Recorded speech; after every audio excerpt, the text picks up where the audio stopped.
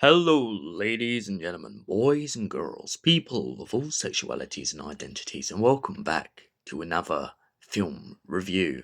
And today's film review is none other than Captain America Brave New World. So, without further ado, let's jump right into the video. Sam Wilson is just finding his legs as the new Captain America. He's been sent on a mission to stop a bunch of adamantium being sold off to an anonymous buyer. After retrieving the adamantium for the president, Sam goes back to an old friend of his, Isaiah, and goes with his good friend who is the new Falcon.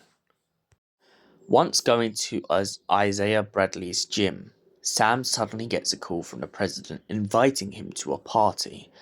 Isaiah is also invited, but as he doesn't have much respect for the government, he finds it very hard for himself to bring himself to go to the White House once again, especially after his previous reputation for being locked up by them for being a super soldier back in the day. Once at the party, Sam begins to have some discussions with the president about moving forward, and the president says that he wants Sam to pretty much build a new Avengers. Sam's very taken back by this, especially after knowing that Thaddeus Ross, who is the current president, one, used to hunt down the Hulk, and two, signed the Soviet Accords, in other words, stopping the Avengers from assembling when they're needed.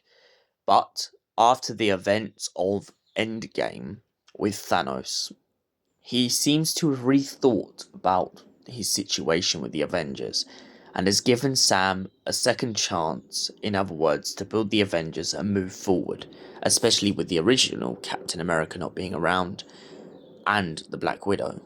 Sam neutrally goes along with this, of course, in hopes of getting his way. But when they go to the meeting, Isaiah suddenly seems to snap at the president and try to kill him. Sam, confused by this, chases Isaiah down the road.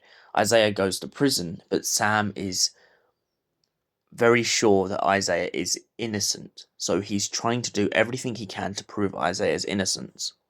After doing some investigation and almost being blown up by a bounty hunter, Sam decides to go looking for the person behind all of the attacks, especially as Isaiah doesn't seem to be the only one who was triggered to kill the president.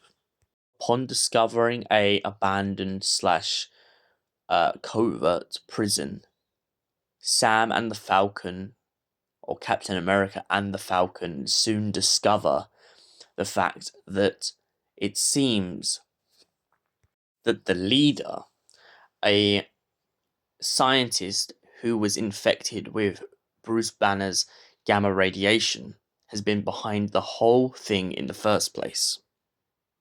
Leader explains to Cap and Falcon that the reason he is trying to get his revenge is because Thaddeus Ross pretty much experimented on him with the gamma radiation, making his brain bigger and more intelligent after realizing how much it had made him smarter and had pretty much imprisoned the leader inside the prison. It also turns out that we learn later on in the film that Thaddeus Ross had been going to the leader because he had a heart condition problem, which was causing him a lot of pain and could seriously cause him to die. So he'd been taking tablets the leader had administrated him, not realizing the effects that were secretly hiding behind the tablets. A little bit of karma in there somewhere. Leader breaks out of prison and pretty much starts to take over the operation. He gets two pilots who are on the Japanese Atlantic Ocean between the elemental island to start firing on the Japanese. Upon managing to take down two of the crafts, Falcon is hurt in the process and ends up going crashing into the ocean. Luckily, is saved by a carrier helicopter, which brings him back to shore. Throughout the course of this film, we are also introduced to a character called Sabra. Very similar to the Black Widow, she is supposed to have been someone who was put in the Red Room. She has all the Black Widow's sort of training, and at first she's very against Cap and his investigation. But after discovering the moles herself and how they can no longer trust people within his inner circle, she then turns over to the Cap side in hopes of helping him bring down the leader.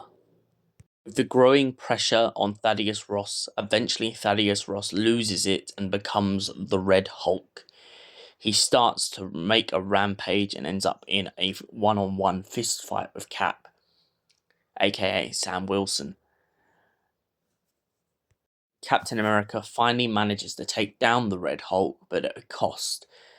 Finally, the Red Hulk isn't fully taken down, and Sam goes up to him trying to tell him to pretty much break it off, because then it leaves a good impression on his daughter that he's never been able to see, Betty Ross.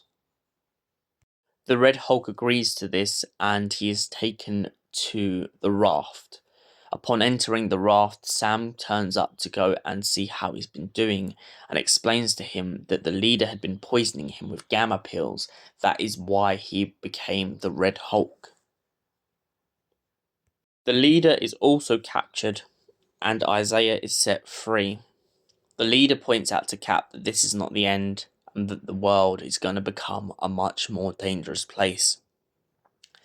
Cap points out that when the leader gets out, he'll be ready. He will always be ready and he will always be there. Falcon at first starts to go on about the fact that he feels like he let Sam down, and Sam points out that it's not Falcon's fault. It happens to many people. So, now to the score for this film. Well, I've got to say, I love the storyline. I've so long wanted to see the leader from the Hulk series in a film, because I just feel like it's a bit of a different task. I mean, yes, you have MODOK. Yes, you have Thanos, but the leader is more of a overcalculative person. As it's pointed out in this, the leader believes he can see all angles of all things. And also the leader uses a lot of brainwashing, which I thought was a very interesting dynamic in this film. And I like the way that rather than just say that the leader was in the area, I like the way that they were pretty much saying the leader was using the phones to snap people into this kind of hypnosis sort of thing. Now, my second point I want to make in this film is Sabra. Right, I absolutely love this character, and if she goes forward to be the next Black Widow, I'm all for it. I like how she's very calculated, she's very cold, and I really love the fact that when it comes to like Sam and the Falcon, she's very distrusting, and that's what always, from when I've read comic books and stuff, I liked about the Black Widow. Is this idea of not being able to trust people, always kind of questioning people and waiting until you find answers before you help them out.